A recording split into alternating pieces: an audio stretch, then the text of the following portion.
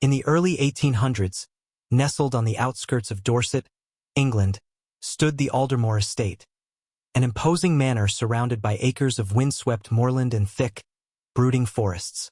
It was a house that seemed to lean into the shadows, even on the brightest of days. The Aldermore family, a lineage of Old English blood, had occupied the land for generations. Wealthy, educated, and somewhat reclusive, they were known by the townsfolk more for their legacy than their presence.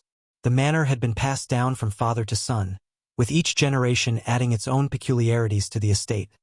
An underground wine cellar, an east wing that was never used, and a bell tower that no one seemed to remember being built. The family patriarch in the early 1800s, Lord Reginald Aldermore, was a stern man with strong views about order, tradition, and the divine. A devout Anglican with a taste for the occult, he maintained a curious balance between Sunday sermons and private readings of esoteric texts. His library, which spanned 2 floors, was said to contain ancient tomes that were banned in other parts of Europe. While many regarded him as eccentric, it was the silent, unnerving demeanor of his wife, Lady Beatrice Aldermore, that left an even deeper impression. She rarely spoke in public and was often seen wandering the gardens long after dusk, her pale dress glowing faintly in the moonlight.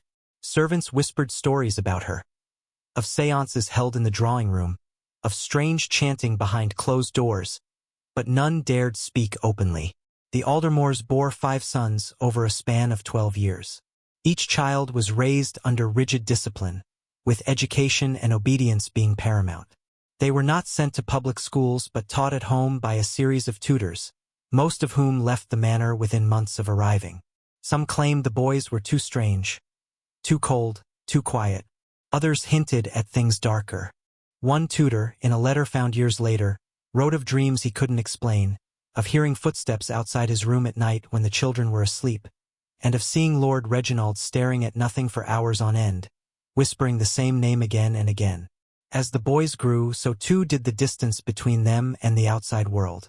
They were rarely seen in town, and when they did appear, they kept to themselves, their eyes darting nervously, as though wary of something only they could perceive.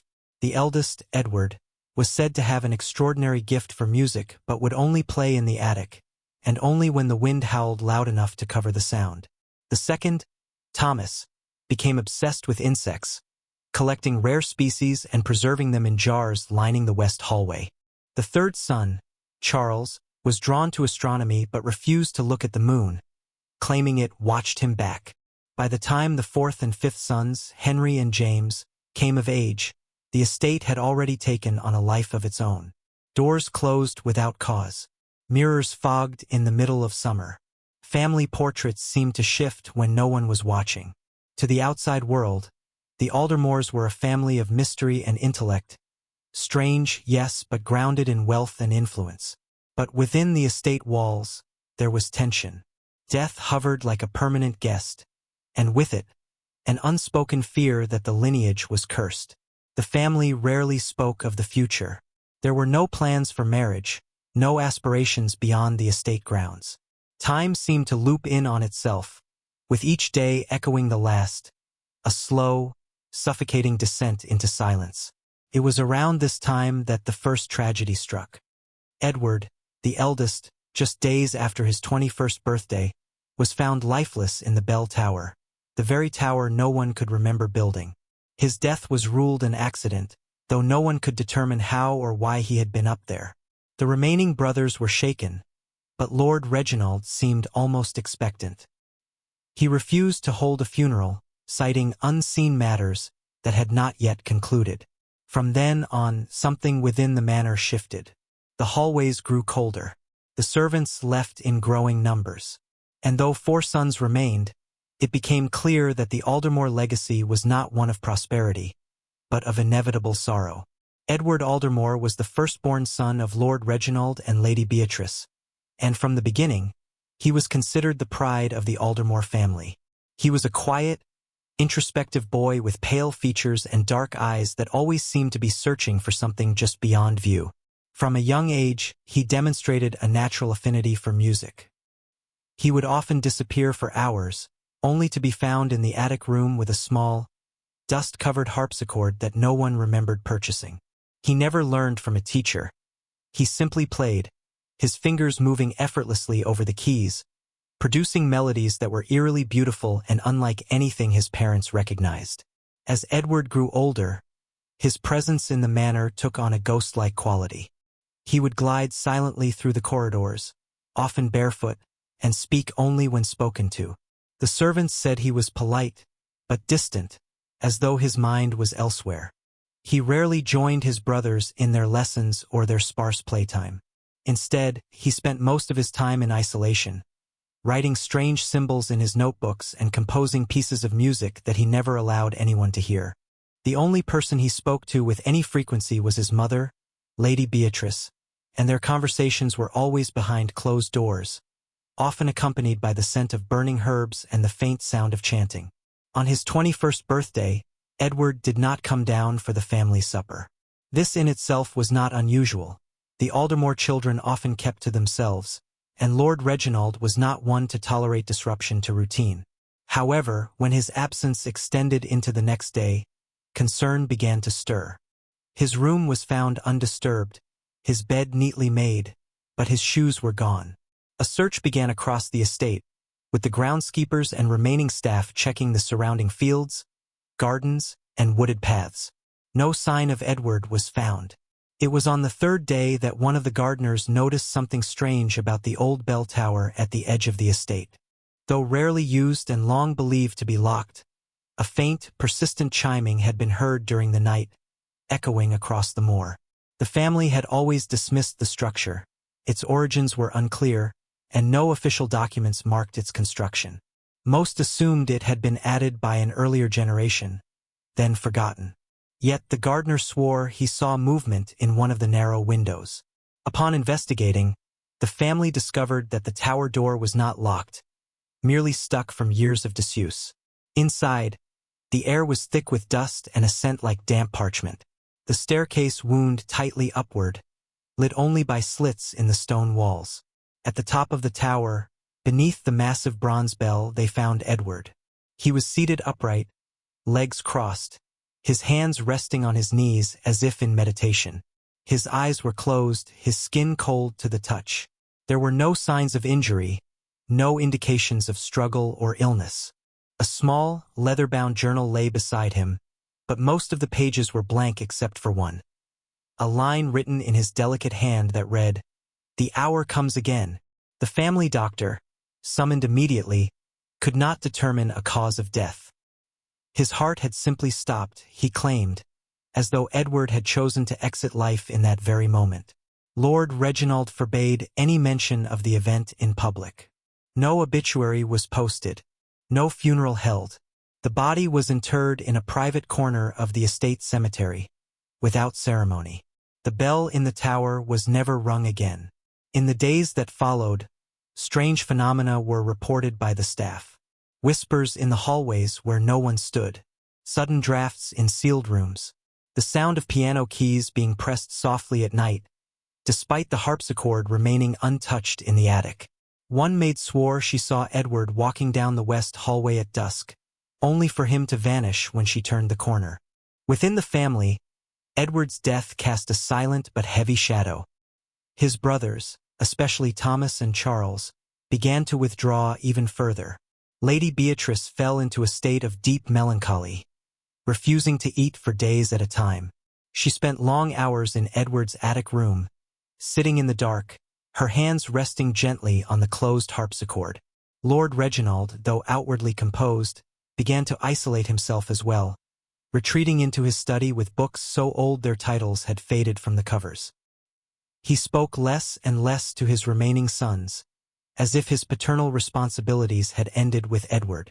Questions about why Edward had gone to the tower were never answered. Some believed he had been drawn there by his own mind, by a longing for solitude or silence. Others thought differently. A few of the remaining staff whispered of a pattern, of something far more sinister beginning to unfold, something connected not to Edward's life, but to the number that marked its end. After Edward's death, an uneasy silence took hold of the Aldermore estate. The wind through the moors seemed colder, the walls of the manor somehow heavier. Life did not return to normal. Rather, it settled into something stranger. The remaining brothers, Thomas, Charles, Henry, and James, each retreated into themselves. But it was Thomas, the second eldest, who began to show signs that something more was at work than grief. He stopped eating meals with the family and spent increasing amounts of time in the conservatory, where he bred and studied insects. What began as a childhood hobby turned into a full-blown obsession. Thomas catalogued every beetle, moth, and spider he found on the grounds, pinning them to velvet boards with such precision that the servants joked he was embalming them for some secret ritual. Charles, the middle child, became consumed by the stars. He spent his nights at the top of the west wing, peering through a brass telescope that had once belonged to his great-uncle.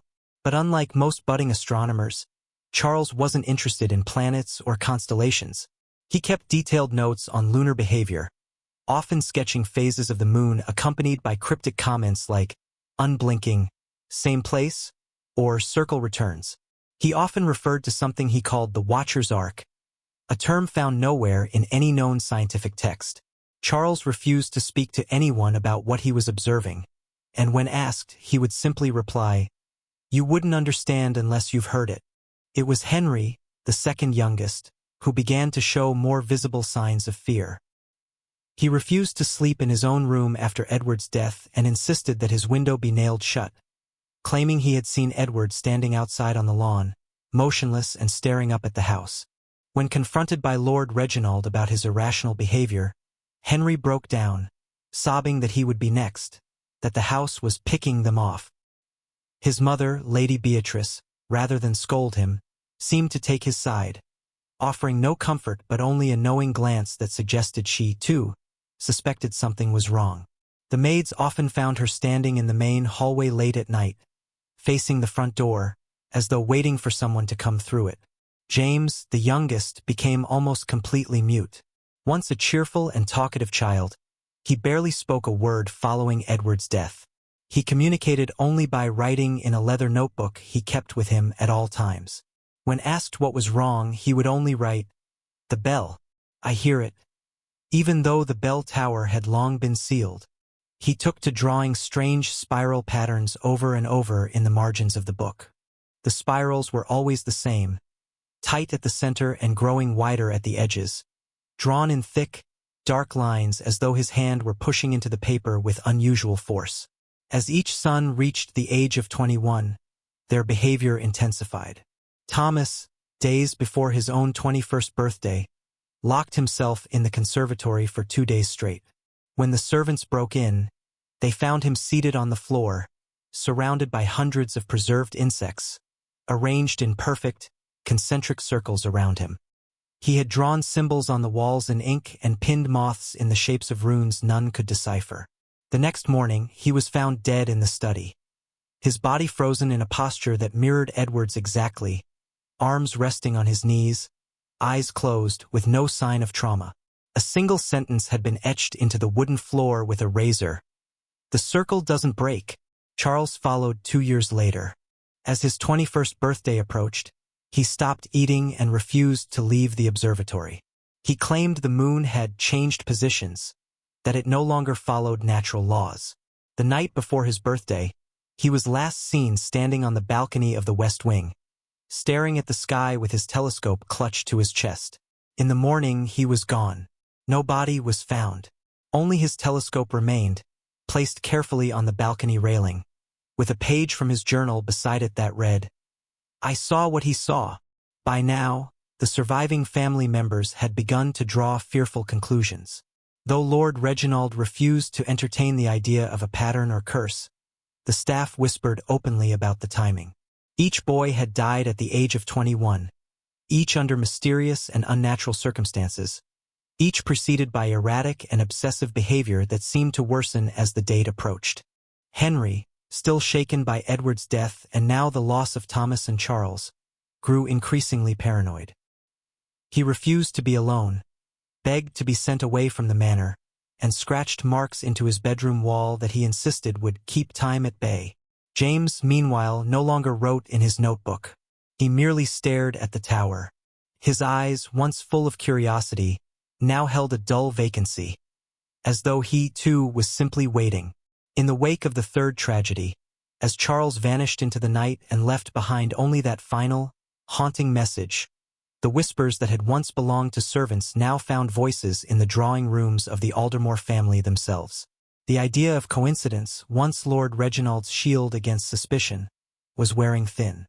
The timing, the symmetry, the eerie consistencies, they were undeniable. 3 sons, each dead or disappeared, each on or just before their 21st birthday, each preceded by periods of obsessive, peculiar behavior. Yet while some still clung to rational explanations, illnesses of the mind, tragic accidents, or the heavy burden of grief, others began to lean into something older, darker, and far less comfortable to name. Among the locals, the legend of a curse took root. The story of the Aldermore sons spread beyond the manor grounds into the surrounding village, where superstitions already ran deep. Tales emerged of the land the estate was built upon. An old pagan site, some claimed, with druidic roots or ties to ancient rites long forgotten. Others said Lady Beatrice's bloodline was not noble but arcane, that her grandmother had been branded a heretic in secret by the church, known to perform rites beneath the roots of hollowed trees. Stories that were once nothing more than rural folklore took on new shape in the shadow of repeated tragedy. Inside the estate, signs of spiritual desperation began to emerge. A locked drawer in Lady Beatrice's private bureau was found to contain small effigies made of twine and bone, placed in protective circles drawn in ash. Several books vanished from the family library, volumes that Lord Reginald had once proudly displayed, now missing without explanation. One of the few remaining housekeepers, who had served the family since Edward's birth, confided to a neighboring vicar that the lady had begun speaking in strange tongues at night, her voice echoing from her room in an unnatural cadence. She also described finding animal remains in the east garden, positioned deliberately, ritualistically. Lord Reginald, however, doubled down on the natural order of things. He held firm to science and theology in equal measure, forbidding any discussion of curses or magic within the household. He sought counsel from physicians, all of whom blamed the deaths on psychological ailments, undiagnosed madness, hereditary melancholia, perhaps even a rare neurological disorder. But no diagnosis explained the sameness of each death, nor the lack of physical cause. Nor could they explain why every doctor, without exception, left the estate as quickly as they arrived, often citing sleepless nights and an overwhelming sense of dread that permeated the manor walls. Despite Lord Reginald's resistance, Lady Beatrice embraced the idea of something more than medicine or coincidence. She began holding late-night meetings with a woman known only as Agnes, a figure shrouded in mystery who came to the estate under cover of darkness and left before dawn. Some believed her to be a medium, others a practitioner of forgotten rites. What was certain is that her presence coincided with the growing intensity of strange occurrences. Books falling off shelves with no provocation, clock stopping precisely at 11:11, and the sound of footsteps on the 3rd floor when it stood entirely empty. As Henry approached his 21st birthday, his paranoia reached fever pitch. He refused to sleep indoors, choosing instead to stay in the stables, surrounding himself with oil lamps and binding his arms with rope before bed, so that it couldn't move him. He spoke often of shadows that whispered, of Edward's voice calling him from beneath the floorboards, and of Thomas's preserved insects reappearing in strange places. In his final week, Henry scratched a pattern into the walls of the barn, a spiral of words repeating the phrase, "Not mine, not mine, not mine," in uneven, trembling lines. The night before his birthday, he was found hanging from the rafters, a look of calm etched onto his face that disturbed even the local coroner. What made his death most unsettling was the complete absence of struggle. The knot was expertly tied, the floor beneath untouched. He had left no note, only his spiral-covered walls and a single line written in the dust on the stable window. For down. One sees.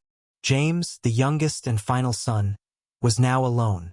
The house, once filled with the echo of young voices and restless footsteps, had grown intolerably silent. Lady Beatrice ceased leaving her chambers altogether. Lord Reginald took to drinking heavily, and the estate began to decay at the edges, Paint peeled from the once grand staircase, the gardens went untended, and the servants left one by one. James, by contrast, became still. He did not cry, did not rage, did not resist. He simply sat by the window each day, staring at the bell tower. When asked what he was doing, he would respond only with the same phrase, repeated like a mantra, waiting for the pattern to complete. The discovery of Edward's journal after his death had been a moment of brief interest, dismissed almost as quickly as it was found. A small, leather-bound book with mostly blank pages. It had held only one legible line. "The hour comes again." At the time, it was seen as a cryptic final thought, the kind of dramatic flourish often attributed to a troubled young mind. But as the years passed and more of the Aldermore sons died in similarly inexplicable circumstances, those within the estate began to revisit the journals, letters, and drawings each son had left behind. What once seemed like isolated eccentricities began to look eerily consistent. Patterns emerged, phrases repeated, symbols echoed, a rhythm to the madness that none had noticed until too late. It was Lady Beatrice who first gathered the fragments. Alone in her chambers, she collected the notebooks, loose-leaf sketches, and scattered letters that her sons had abandoned in their final days. She pinned them across the walls of her sitting room, stringing red thread between recurring words and shapes. She read and reread every entry, especially the ones penned in those final weeks before each son turned 21.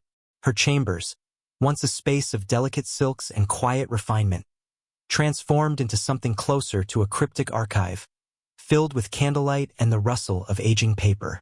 Each son had documented their descent differently, but there were commonalities that could not be ignored. Edward had written about dreams, vivid and recurring, always set in the bell tower. He described a voice he could never quite place, a slow tolling that echoed through his bones, and an overwhelming sense that he was being called somewhere just beyond the edge of waking. Thomas, though consumed with his insects, had written passages about order and symmetry. He described the movement of beetles forming shapes he had not arranged, of waking to find new patterns etched into the condensation of his windows.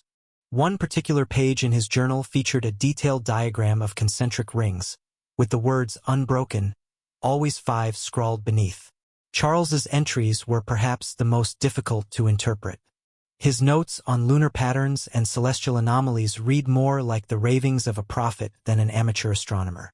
He wrote of alignments that hadn't occurred in recorded history and used phrases like the sky's pupil and inverted orbits. Some of his later drawings included images of the manor itself, but always seen from above, surrounded by swirling spiral shapes and dotted with small excess that appeared in different positions on each sketch, as if moving with time.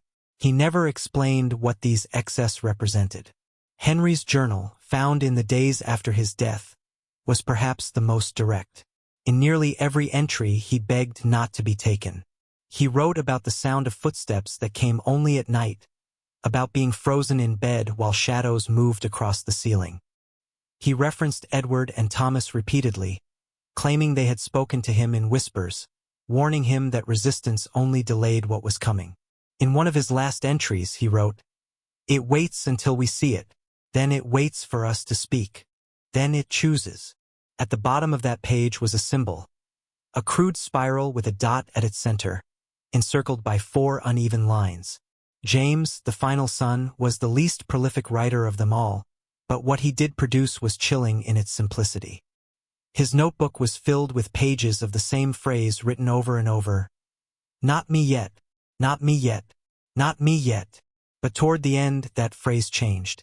A single entry stood out, dated just 3 days before his 21st birthday. It read, "I know its name, but if I say it, I will hear the bell." That sentence was followed by rows of slashes, carefully counted and grouped in 5s, like someone tracking days in a cell. James's notebook abruptly ended after that page. No further writing was found. Aside from the journals, the house itself began revealing strange details. Hidden behind a false wall in the library, an old chest was found containing pages that predated the current generation. The realization spread a quiet terror among those still residing on the grounds, as if the estate itself had been designed not to house a family, but to fulfill a purpose no one living could remember. After James passed his 21st birthday, the estate fell into a kind of hush that went beyond silence.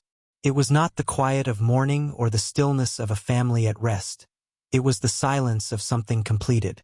James was found seated in the bell tower just as Edward had been, his body untouched, his eyes closed, his hands resting neatly on his knees. No sign of violence, no indication of fear or struggle.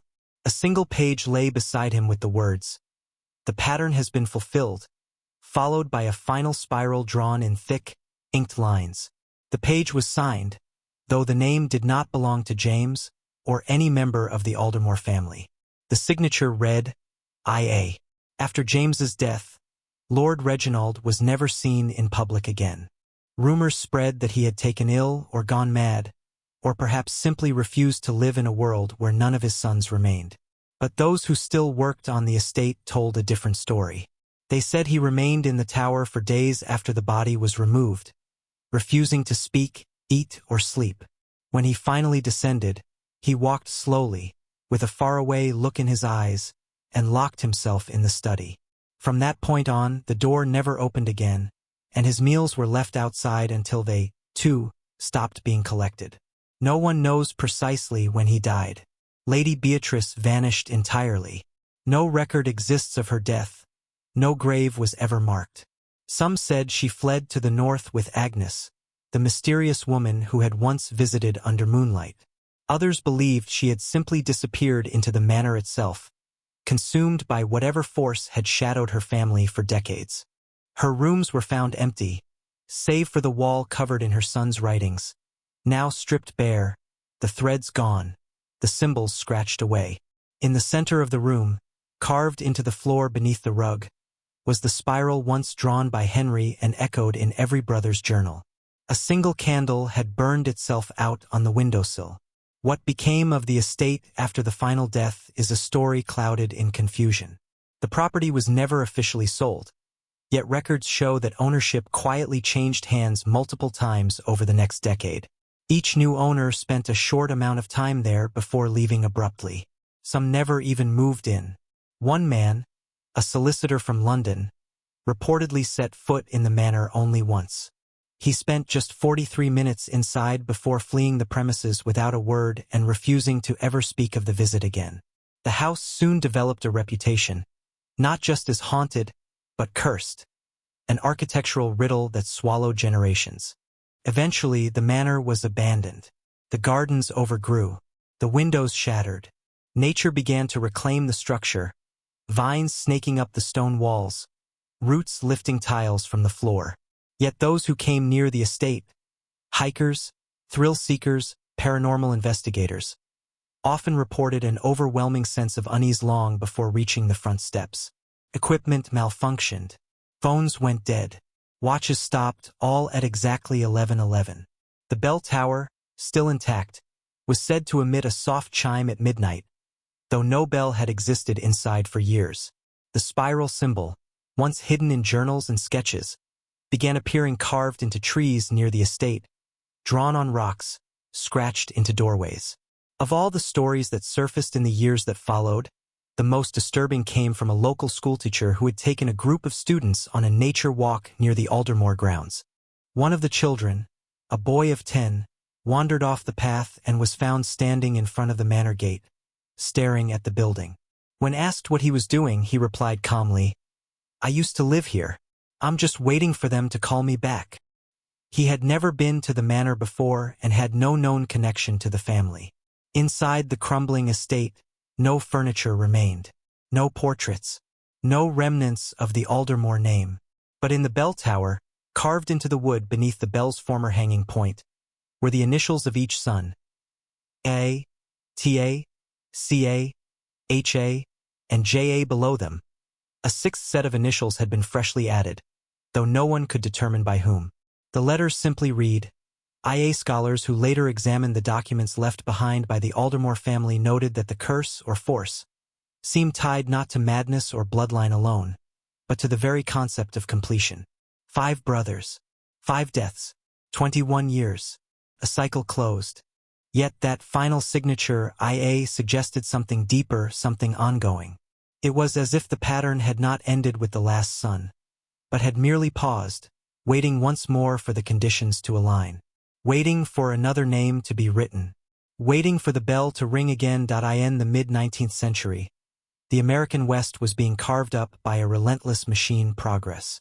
With the signing of the Pacific Railway Act in 1862, the U.S. government incentivized the creation of a transcontinental railroad, promising vast fortunes to private companies that could connect the coasts.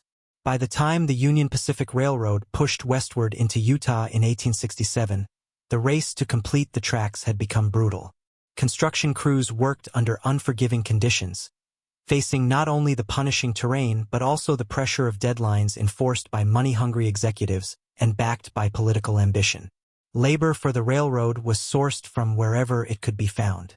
Irish immigrants, Civil War veterans, and displaced Americans from the East flooded westward looking for work. Many of these men were desperate, poor, and willing to endure harsh conditions in exchange for a few dollars and the promise of a fresh start. The Union Pacific paid poorly, housed workers in hastily built camps, and provided just enough food to keep them alive and working. Laborers swung hammers, laid down rails, and blasted through stone from dawn until nightfall. Injuries were common, fatalities even more so, yet replacements were easy to find. Utah's rugged terrain presented an especially cruel challenge. The weather swung from scorching heat to biting cold. Tools broke, food spoiled, and water sources were unreliable. Even worse were the internal threats: violence between crews, racism between ethnic groups, and rising tensions over poor rations and delayed payments. The leadership at the camps, often former soldiers or hired enforcers, maintained discipline through intimidation. Disputes were settled with fists, boots, or bullets. Workers who complained too much were either fired or mysteriously disappeared. In this chaotic environment, oversight was virtually non-existent. Managers, foremen, and railroad officials had more incentive to speed up construction than to worry about ethics or human rights. Inspectors were rare, and records were often falsified or destroyed to hide labor abuses. Railroad towns, temporary settlements thrown up to support the crews, became lawless enclaves filled with gambling, brothels, bootleg liquor, and unchecked crime. These were not places where people asked questions. Food supplies for these workers were notoriously bad. Meat, when it was available, was often spoiled. Vegetables were rare. Most meals consisted of beans, biscuits, and whatever meat could be hunted or shipped in. When cattle deliveries were delayed or local game ran dry, the workers still needed to be fed. In the most remote sites, weeks might pass without a proper supply delivery, forcing cooks and supervisors to improvise or worse. The desperation bred by isolation, poor planning, and greed created a perfect environment for unthinkable acts. There were whispers among some of the workers. Stories passed quietly around the fires at night. Men who had bunked next to someone the day before noticed the bed empty the next morning. No one asked too loudly. Disappearances were blamed on desertion or accidents. Others spoke of strange meat being served in the stew, meat that looked and tasted different.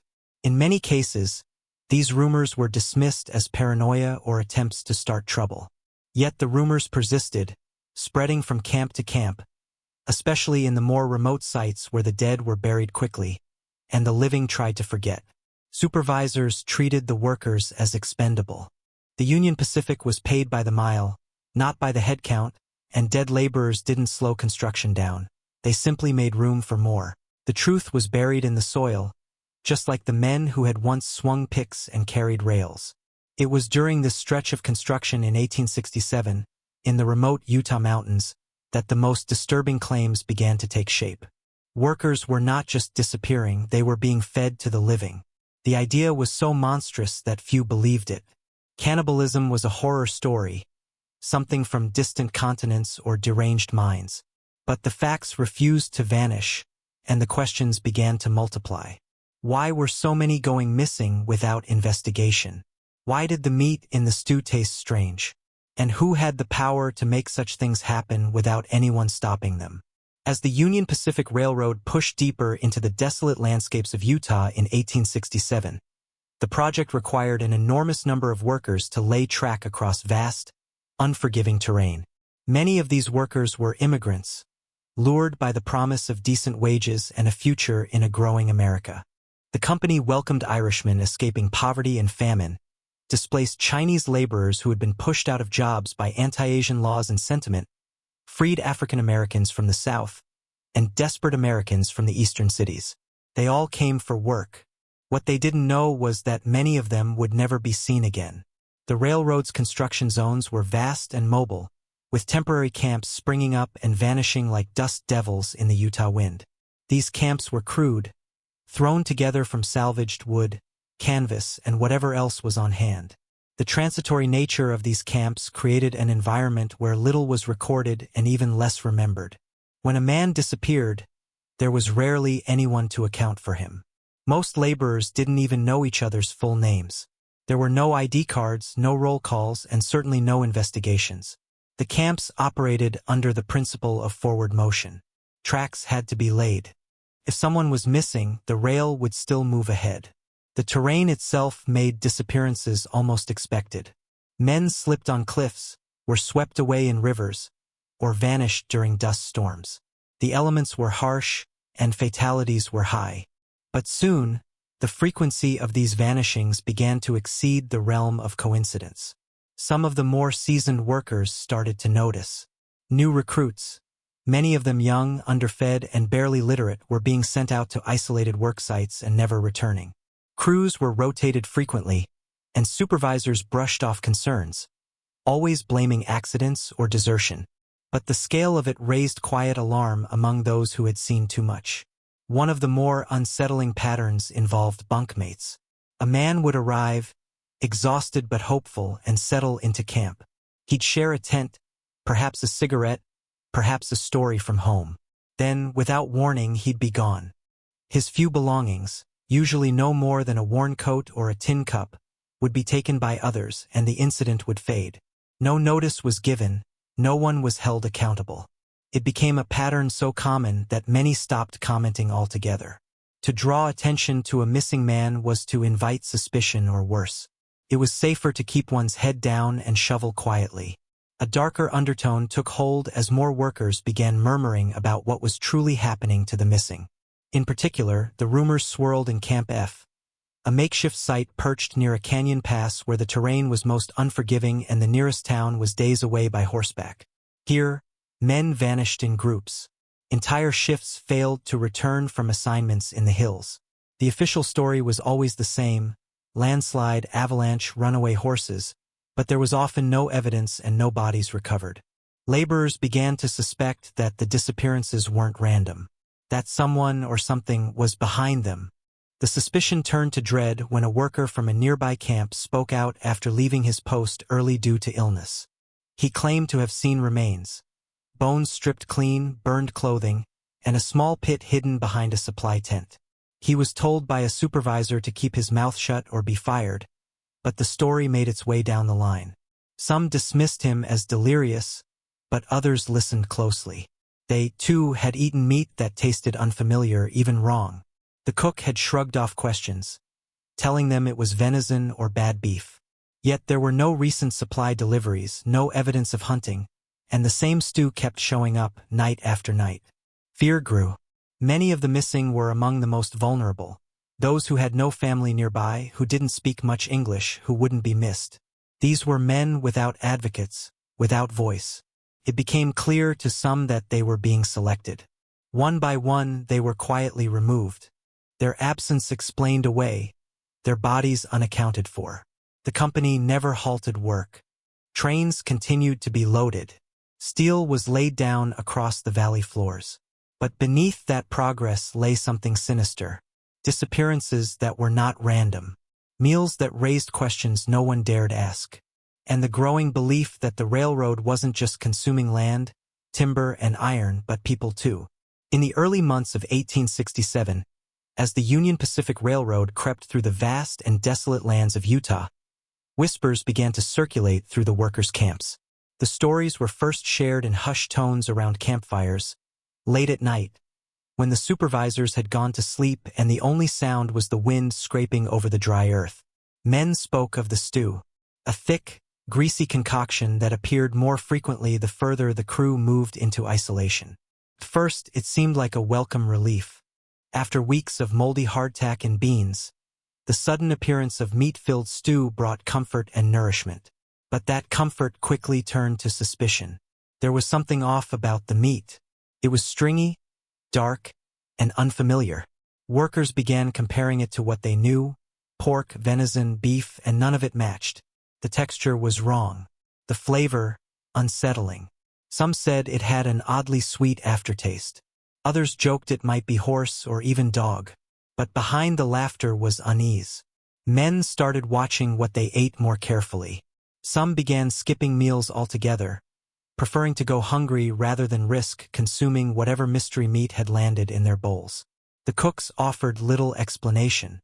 When questioned, they simply replied that the meat had come from a recent shipment or was caught by the hunting crew. But there was no hunting crew, and no shipments had come through for weeks. The food supplies were running low, everyone knew it. So where was this sudden abundance of meat coming from? The contradiction gnawed at the minds of those who were paying attention. In some camps, men quietly kept track of who had gone missing and when the stew had started showing up. The timeline was unerringly consistent.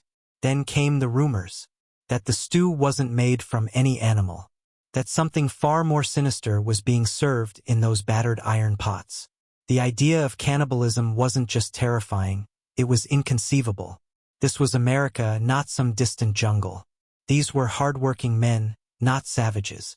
And yet, the evidence, or at least the absence of anything else, pushed minds into dark corners. The railroad had no interest in solving the mystery. Missing men weren't reported. The meat kept coming, and anyone who raised their voice too loudly found themselves reassigned to distant crews, or simply disappeared. Some tried to investigate. One Irish worker named Connolly reportedly broke into the supply tent late at night, determined to find proof of what they were being fed. What he found inside was never officially recorded, but according to others in his crew, he emerged pale, shaking, and refusing to speak. The next day he was gone. His bunk was empty. His tools were found beside a ravine half a mile away. It was assumed he ran, maybe back east, maybe into the wild. But no one saw him again. The stew kept being served. Other workers noticed something even stranger. The meat would appear right after a man or two went missing. Not immediately, there was usually a day or so in between, but close enough to raise questions. And it always came in large amounts, more than could be expected from a small kill. The stew became both a symbol of sustenance and silent dread. It was nourishment wrapped in guilt, a spoonful of fear. As the days passed, men would stare at their bowls, wondering if they were eating a piece of someone they once knew. Some joked morbidly about it. Dark humor used to mask the terror. Others began refusing meals entirely, surviving on stale biscuits and bitter coffee. The atmosphere in the camps shifted. Morale plummeted. Trust evaporated. Men stopped sharing food or stories. Eyes darted during meals. No one felt safe. Everyone suspected everyone else. The stew, once a humble dish made to keep men alive, had become a weapon of psychological warfare. It was a daily reminder that out here in the wilderness, there were no rules, no protections. Just the rail, the men who laid it, and the dark shadow that followed them with every mile of progress. At one point, a foreman was heard making a crude joke about nothing going to waste out here. It didn't go unnoticed. A week later, that foreman was gone. Officially, he had been relocated, but no one had seen him leave. No wagon, no papers, just gone. And in his absence, another strange meat delivery arrived. The cooks went back to work. The men went back to silence. And the stew kept boiling over open fires, feeding a workforce that was slowly learning to fear every bite. The camps established for railroad construction in Utah during 1867 were not just sites of labor. They were places of secrecy, control, and fear. Set deep in isolated stretches of wilderness, far from towns or any form of law enforcement, these camps became their own brutal microworlds. In the beginning, workers believed their biggest threats would be accidents, starvation, or exhaustion. But it soon became clear that something much darker lived among them. Stories began circulating about certain camps that operated differently from the others. Places where rules were even looser, where violence was frequent, and where workers vanished without explanation. These were the so-called secret camps, spoken of in fragments and whispers. Unlike the larger camps that housed dozens of men, these secret camps were more remote, smaller, and tightly controlled. Usually assigned to difficult terrain or isolated track-laying jobs, the men stationed there were often newly arrived or alone, without any connection to others. They were selected, sometimes forcibly relocated, with little warning. A worker would wake up one morning to find his name on a transfer list, handed down by a foreman who offered no explanation. Once moved, he was gone from the community he knew. There were no follow-up checks. These camps were closed systems with their own supply lines and their own rules. Workers who had heard of these camps spoke of strange things. One man, before his disappearance, described being sent to a canyon site where the guards outnumbered the workers. He said they were watched constantly even while sleeping. Men weren't allowed to leave the perimeter. There were rumors that anyone who tried to run was shot and buried quietly behind the cookhouse. There were no letters sent home from these camps. No word ever came back. Once a man was sent there, he ceased to exist outside of the railroad's progress reports. These secret camps became the center of the darkest suspicions. Men began to believe that these were the places where the disappearances were planned, orchestrated, and carried out. The stew, which had raised suspicions in the main camps, was said to have originated from these sites. Large barrels would be delivered by wagon, never marked, always sealed. They contained meat, but not the kind anyone could identify. The cooks in the main camps were told it was preserved beef or mule. But none of them had seen it butchered. It came pre-cut, packed in thick brine, and often smelled faintly sour even before it was cooked. One of the most chilling pieces of testimony came from a former supply driver who claimed he had delivered goods to a camp deep in the Wasatch Mountains. He described a strange, silent setup, tents arranged not in a communal circle like most camps, but spread out far apart, as if to discourage conversation. The men he saw were gaunt and hollow-eyed. No one spoke. No one waved. The only noise was the hammering of rail spikes. He said he tried to speak to one of the workers, an Irish boy no older than 20, but a supervisor immediately shouted at him to get back on his wagon and leave. He did. When he returned 2 weeks later, the camp was gone. No trace remained except for disturbed earth and a few charred logs. In other instances, workers stumbled across crude burial pits in the forest surrounding the work zones. Some were clearly animal graves, livestock buried to prevent disease. But others were deeper, hastily filled, and contained items that raised serious doubts. Boots still laced, scraps of human clothing, teeth. The findings were rarely reported. Those who tried were either ignored or warned not to dig further. The railroad cared only for progress. The faster the rail advanced, the better the profits.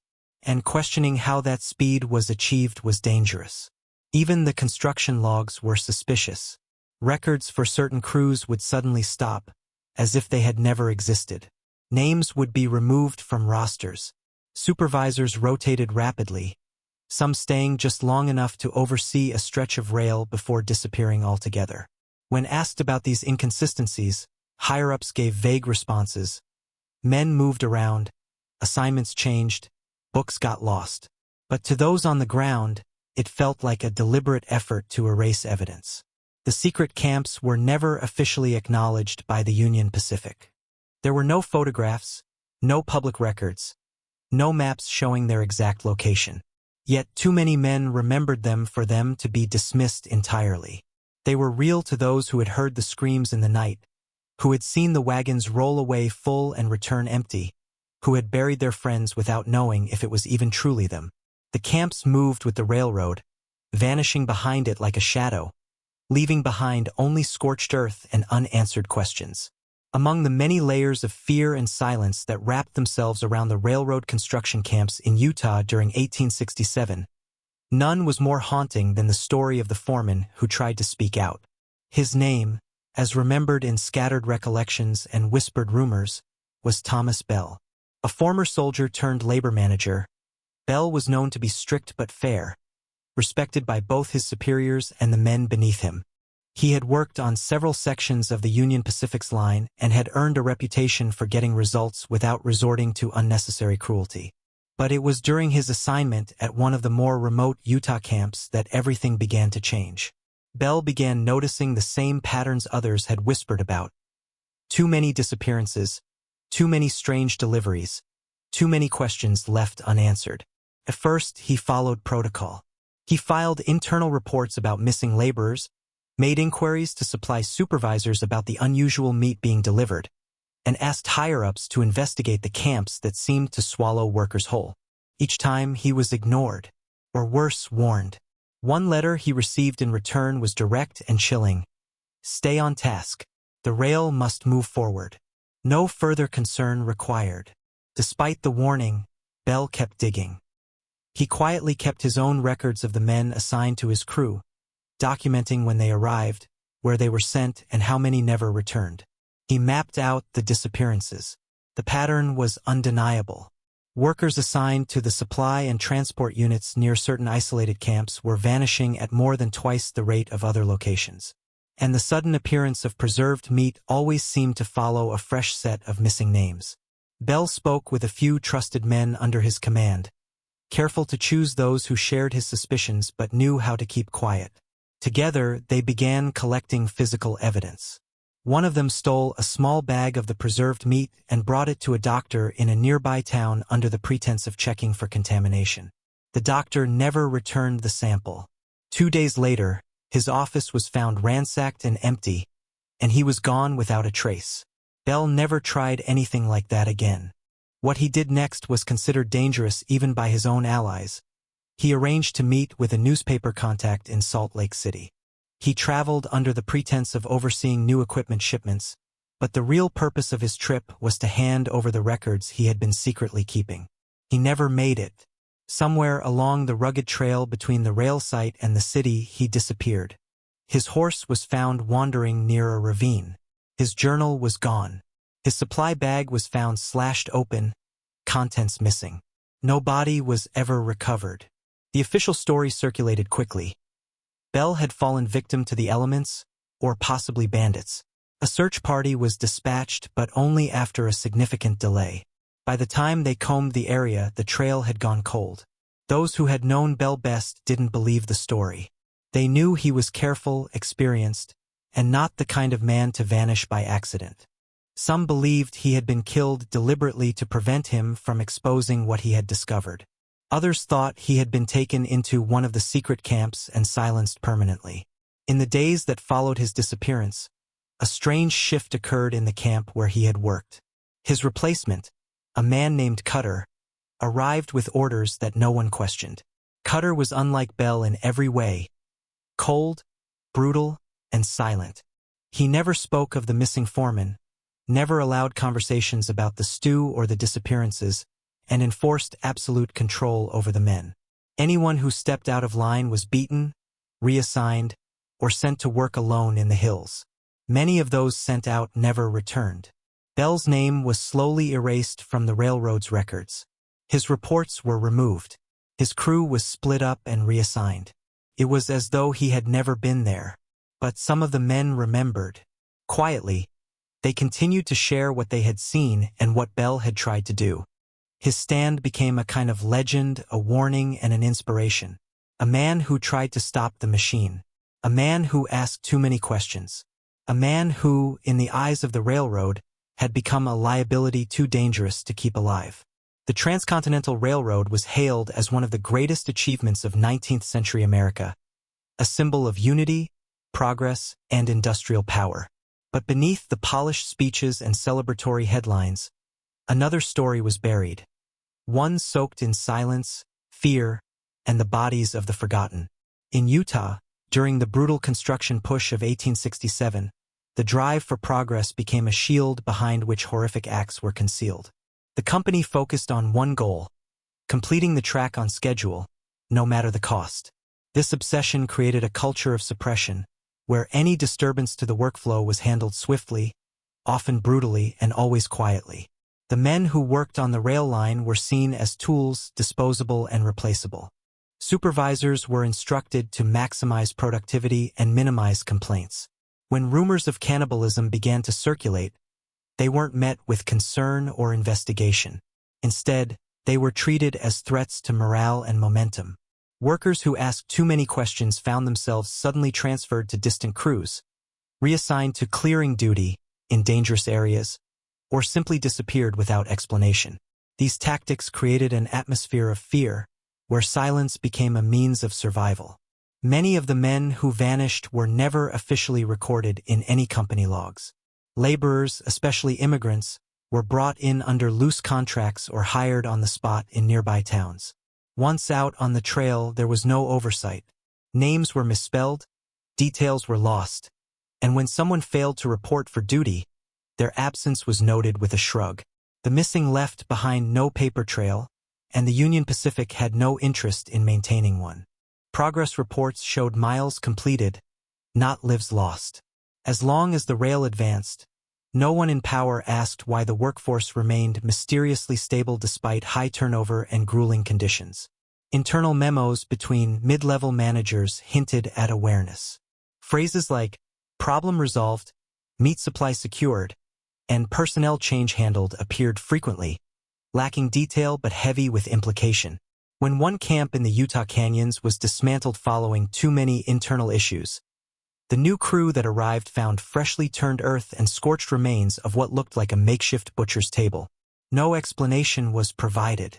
The area was cleared, and the crew was told to keep moving.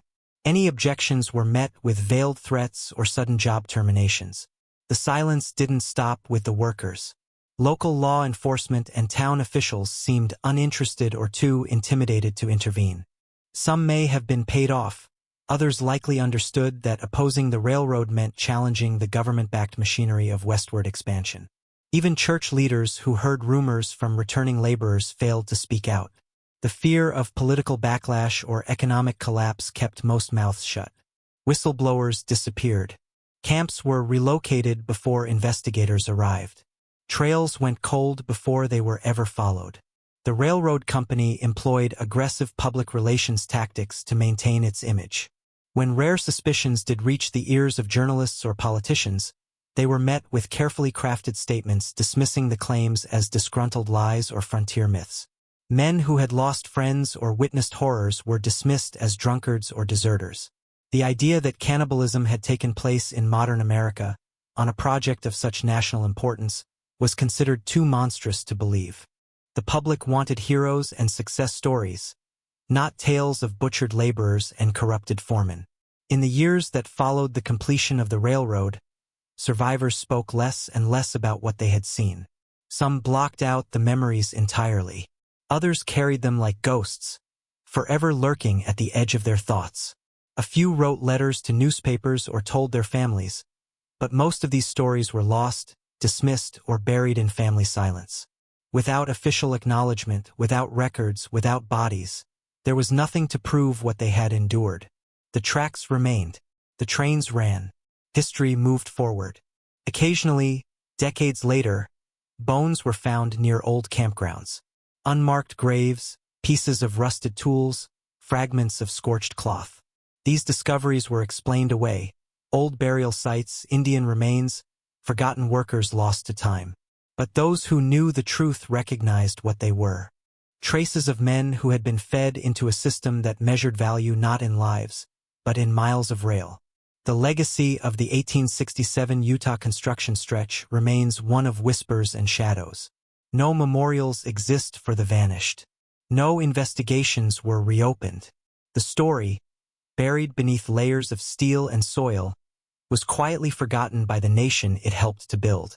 6.